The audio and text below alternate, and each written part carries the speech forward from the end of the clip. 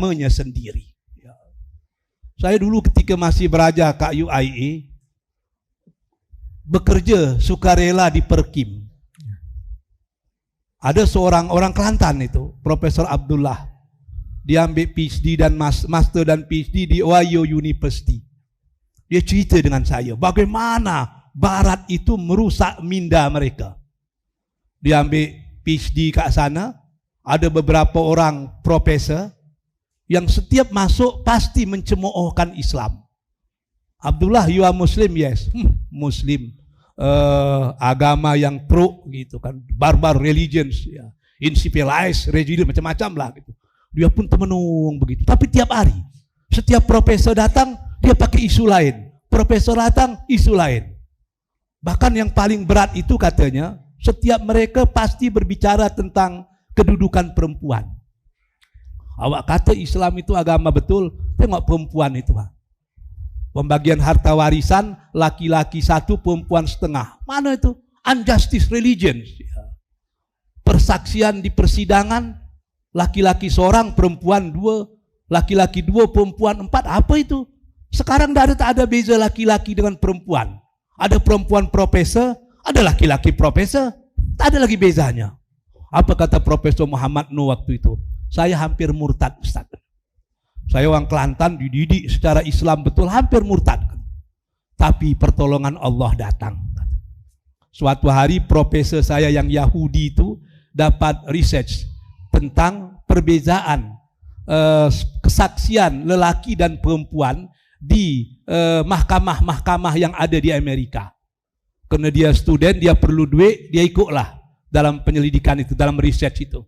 Dia pergi ke negara-negara bagian di Amerika, dia kumpulkan semua dokumen-dokumen, dia olah dokumen, dia berikan kepada profesor dia. Dia terkejut. Baru saya tahu Islam itu betul. Kenapa saya bilang kan? 70% perempuan yang memberi kesaksian di mahkamah di Amerika itu tidak stabil dalam menyampaikan kesaksiannya. Dalam bahasa kita mungkin dikatakan dengan tidak stabil, ya, tidak apa nama dia itu, tidak istiqomah, ya. Bukan bohong, tapi berubah-ubah. Hari ini ditekoknya orang yang pro-gol itu masih sehat, dia begini itu. Sebulan kemudian sidang dia tengok dah kurus, dah berubah pula. Dan 70% laki-laki yang memberi kesaktian di mahkamah-mahkamah di Amerika ternyata bersifat konsisten. Perempuan 70 inkonsisten, bukan dia berbohong, tapi inkonsisten. Saya terkejut katanya.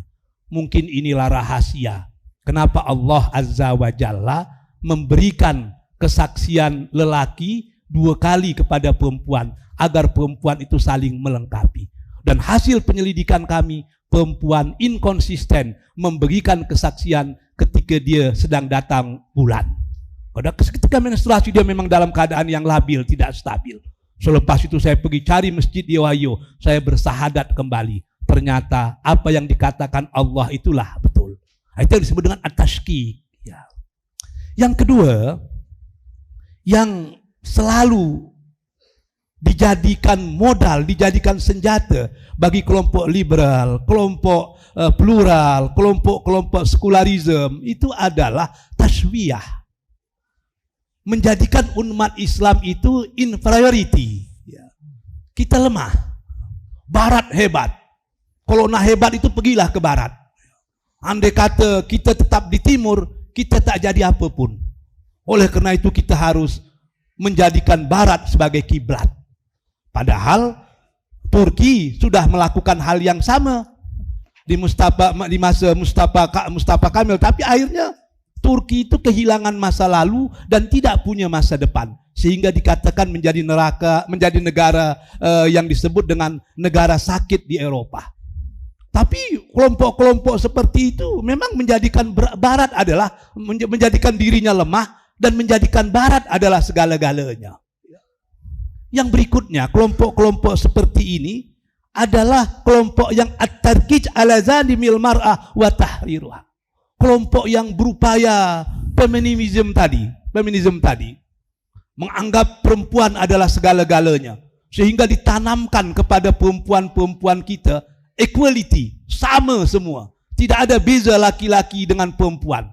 Sehingga perempuan yang paling bagus adalah mereka yang tidak memerlukan laki-laki. Selagi perempuan masih menikah, dia akan diperbudak oleh laki-laki. Sebab kalau menikah, yang hamil tidak pernah ada laki-laki. Yang melahirkan tidak ada pernah ada laki-laki. Yang menyusukan tidak ada pernah ada laki-laki. Itu semua perempuan.